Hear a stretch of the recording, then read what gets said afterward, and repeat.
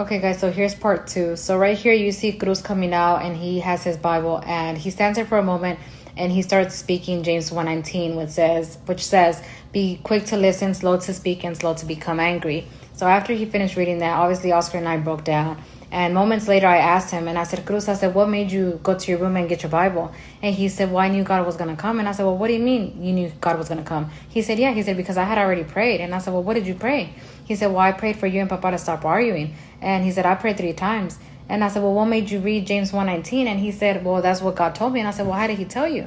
And he said, well, he put it in my mind. And I said, really? And he said, yeah. And I was like, wow. So my thing is, like, I'm still amazed of, like, how he knew who to go to in the moment of trouble. Like, he had no doubt whatsoever. When he prayed with faith. You know, he had no doubt. He knew God was going to show up, and he did. And to me, it's like, I even told him, and I said, thank you, son. And he was like, for what? And I said, because you listen. I said, you listen to the voice of God.